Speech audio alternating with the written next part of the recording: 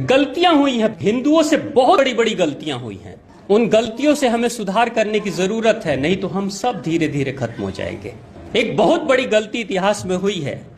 इंदिरा गांधी की हत्या हुई 84 में। हत्यारा कौन था आपको पता है? हत्यारा सिख था। एक सिख ने अगर हत्या की है या दो सिख ने अगर हत्या की है तो क्या पूरे सिख कौम को खत्म कर देना चाहिए? ऐसा होता है क्या? मैं आपसे पूछता हूं, ऐसा होना चाहिए क्या? ये कोई न्याय कहता है क्या? अगर ऐसा होता तो महात्मा गांधी जब जीवित थे उस समय महात्मा गांधी के फॉलोअर्स 1,10,00,000 लोग थे। किसी नेता के सबसे बड़ी संख्या में अगर अनुयायियों की संख्या रही है तो वो महात्मा गांधी रहे हैं। नाथूराम गोडसे ने मार दी, किसी भी कारण से उनकी हत्या हुई, लेकिन नाथूराम गोडसे किस जाति का था? ब्राह्मण। तो क्या उस समय सारे ब्राह्मणों को खत्म कर देना चाहिए था?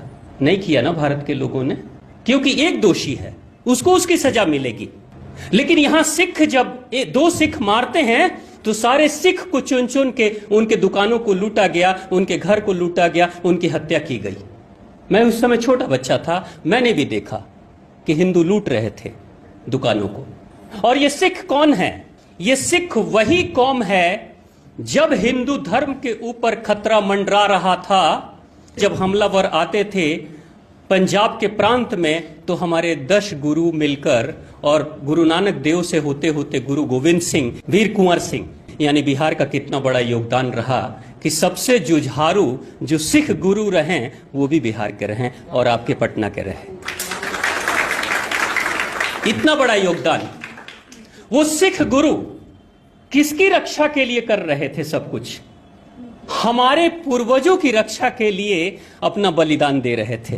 वीर कुंवर सिंह 80 साल की उम्र में हाथ में गोली लगती है और कैसी मिट्टी के गुरु बने होंगे, कैसा बिहारी रहा होगा कि तलवार से अपने हाथ को काट देता है और फिर भी लड़ाई लड़ते रहता है। कैसा रहा होगा वो योद्धा? वैसे गुरु, जिस बिहारी गुरु ने सिखों को इतना शक्तिशाली बनाया, 1970, 75, 80 तक हर परिवार से, हिंदू परिवार से एक नौजवान लड़का सिख बनता था। अगर 4 बेटे होंगे तो एक सिख बन जाएगा गुरुजी। अगर 4 बेटे होंगे हिंदुओं में से तो एक को सिख बनाया जाएगा, एक को फौज में भेजा जाएगा और दूसरा समाज की सेवा करेगा और चौथा परिवार के लिए धन कमाएगा। कैसी सोच थी भारत की। लेकिन ये 70-80 तक सिख बनाया जाता था। 84 में एक सिख ने हत्या कर दी और उसके बाद से यही हिंदू उठते हैं और अपने ही रक्षकों का कत्लेआम सरेआम करते हैं। ये भी भूल गए कि रक्षक है हमारा, ये हमारी रक्षा करने वाली कौम है, लेकिन हमने मार दिया 1984 में, क्योंकि सिख मुट्ठी भर थे। लेकिन कहते हैं ना, प्रकृति, न्यूटन का एक सिद्धांत है, क्रिया के प्रति प्रतिक्रिया भी होती है। जो कर्म आप करोगे, जो चिट्ठी आप लिखोगे, उसका जवाब आपके पास लौट कर आएगा। चिट्ठियों में गाली लिखोगे तो क्या बदले में चिट्ठी के जवाब के रूप में क्या तारीफ लिखे हुए आएंगे? गालियां ही आएंगी। क्या लिख रहे हो, क्या भेज रहे हो, वही मिलेगा आपको।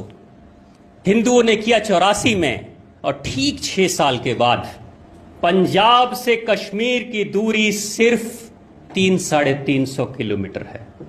अगर ऑन रोड भी जर्नी किया जाए तो 6 से 7 घंटे, 8 घंटे में पहुंचा जा सकता है। अनाउंसमेंट कराया गया कश्मीर में मस्जिदों से कि हिंदुओं, या तो तुम इस्लाम स्वीकार कर लो और नहीं तो मरने के लिए तैयार रहो, या कश्मीर छोड़कर भाग जाओ, अपना घर, अपनी बेटी, अपनी बहू को छोड़कर जाओ। यह अनाउंसमेंट हुआ 1-2 दिन नहीं, कई दिनों तक।